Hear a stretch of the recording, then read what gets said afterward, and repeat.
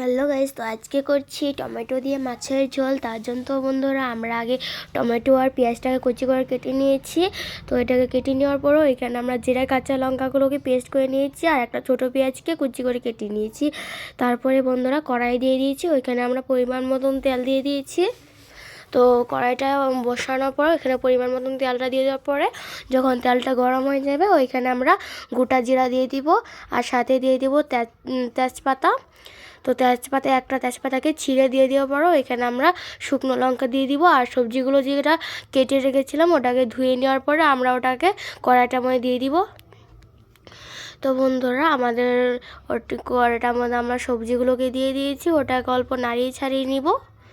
তো ভালো মতন ওটাকে নাড়িয়ে ছাড়ার পরে ওইখানে আমরা পরিমাণ মতন নুন হলুদটা আমরা এখানে অ্যাড করে দিব।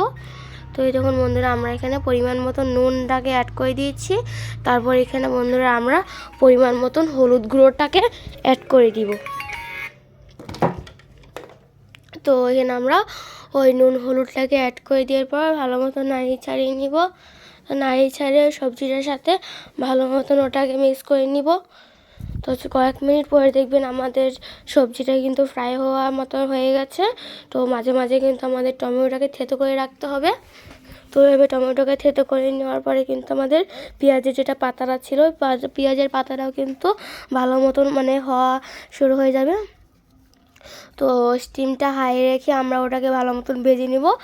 তো ওটাকে ভেজে নেওয়ার পর কিন্তু দেখবেন আমাদের কিন্তু ওখানে কিন্তু এখানে জল অ্যাড করা হয়নি, তার জন্য কিন্তু বন্ধুরা কড়াইয়ে কিন্তু লেগে ধরার ভয় আছে। তা তোমরা এভাবে করে নিবে তার জন্য বন্ধুরা আমাদের হাই আছে।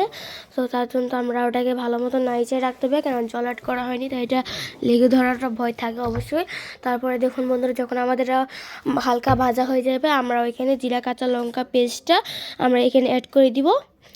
তো ওর সাথে আমরা যেটা পেঁয়াজটাকে রেখেছি ওটাকে বেটে ওইখানে আমরা অ্যাড করে দিব।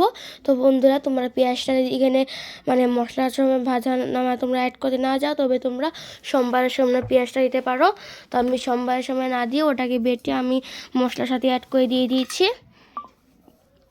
তো তারপর ওটাকে দেওয়ার পরে ভালো মতন নাড়িয়ে ছাড়িয়ে কয়েক মিনিট রাখবো। তো কয়েক মিনিট রাখার পরে কিন্তু দেখতে পারবেন আমাদের ওই মশলাটা ভাজা হয়ে যাবে। তো যখন একটা মশলার সেন্ট একটা ধাগ আসবে তখন কিন্তু বোঝা হবে যে আমাদের মশলাটা ভালো মতন ভাজা হয়ে গেছে। আর এই দেখুন বন্ধুরা এটার মধ্যে কিন্তু আমি শুকনো লঙ্কা গুঁড়ো অ্যাড করিনি। তোমাদের যদি ইচ্ছে অনুযায়ী তোমরা শুকনো লঙ্কা অ্যাড করতে পারো, আমি করিনি। তো শুকনো লঙ্কা গুঁড়ো অ্যাড না করে কিন্তু দেখুন কালারটা কিন্তু ভালো এসেছে। তো আমাদের এটা কয়েক মিনিট ওটা ভালো মতন নাড়িয়ে ছাড়িয়ে রাখতে হবে। তো তোমরা যদি শুকনো লঙ্কা গুঁড়োটা এখানে অ্যাড করো তবে কিন্তু কালারটা কিন্তু আরও ভালো আসবে।